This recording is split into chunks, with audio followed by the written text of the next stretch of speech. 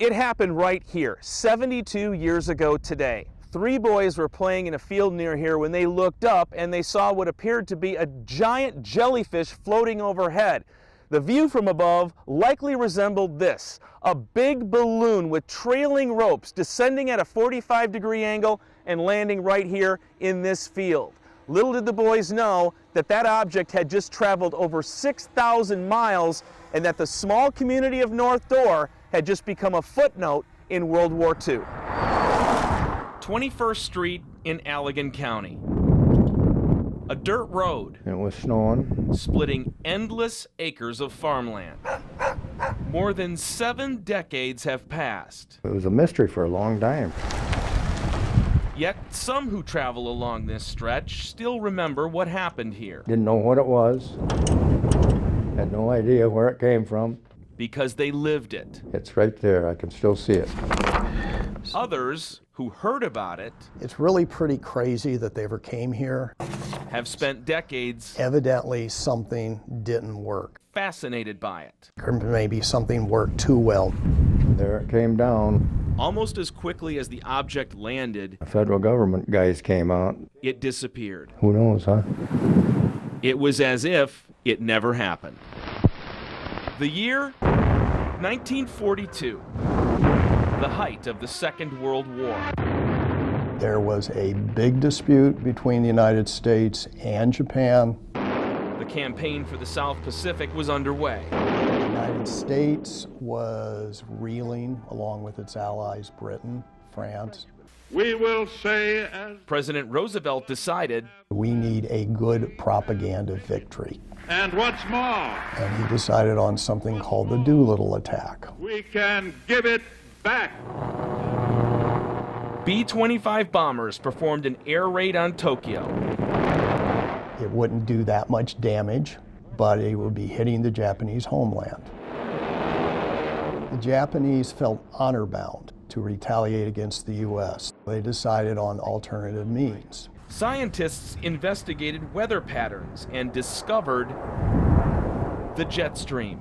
And they think if we could get a balloon up in that river of air, it can fly to the U.S. It took 2 years to turn their theory into a functioning FUGO weapon. They created enough for 10,000 balloons. They launched 9,300, and this was from November of 44 until April of 45.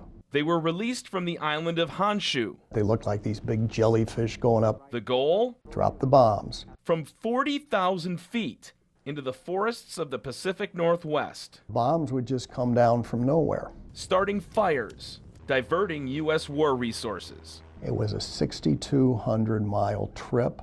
They were balloons with brains. It didn't have a lot of metal, so radar couldn't pick it up. The ballast consists of sand in paper bags. Things didn't go as well as what the Japanese thought. Most of them fizzled and fell into the ocean, Only 300 were discovered. scattered throughout western North America. The Americans put a total news blackout on this attack. So Japan never knew if the campaign was working. February 23rd, 1945. A little bit breezy and it was snowing. 3 boys 10, 11-year-old kids.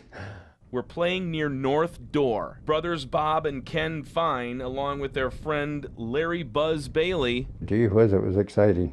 saw a big blob coming at them. I don't know who was the first one to notice it, but somebody said, "Hey, look at what's that?" And there it came down real slow. It was probably up there a quarter of a mile. And it was going real slow, and it, What could it be? and we says, well, somewhere over there it has to land. It didn't take the boys long to decide. We might as well go and see where it is. Joe Wolf, a family friend, was visiting the Fine farm. So Joe says, okay, I'll drive you up there. We got on this road right here. Went down here to the next road, which is only a half a mile. And as soon as we turned the corner down here, we seen it. The exact spot along 21st Street. The balloon was just about right here. right in this area right here. It was huge. All the ropes were laying all over the place. Bob Fine wanted to bring it home. Joe Wolf said, if you guys can get it up here to the road, he says, I'll haul it back there for you. When they got back, We put it in the basement. the boys crammed it through this door, then dragged it down these stairs.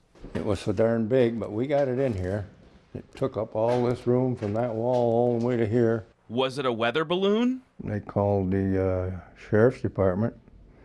And they come out and they didn't know what it was.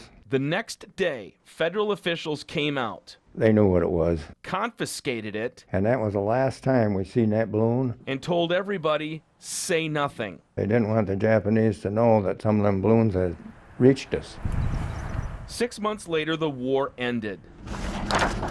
Few details were declassified by the feds. It was a long time before we knew that it was a Japanese balloon. 15 years until the boys learned the truth about their discovery. If it had come down with them explosives on it, we'd have still got in there and wrapped it up, and it could have went off and killed us all. It's hard to forget that day. That scene will go with me to the box of that balloon coming down real slow with all that shredded canvas flapping in the wind and all them ropes. When World War II landed, That thing traveled a long ways. literally, in their backyard. It sure was a thrill It's remembered as the day. when the Japanese tried to bomb North Dorr. So what ever happened to the balloon?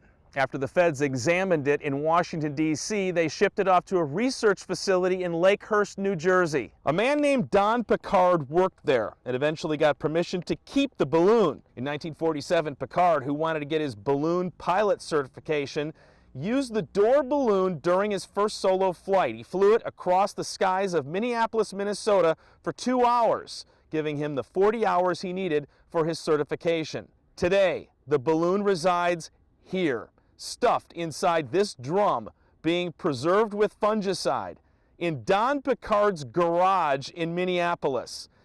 It's amazing to learn that the Japanese FUGO balloon found in North Dorr by those three boys still exists, guys.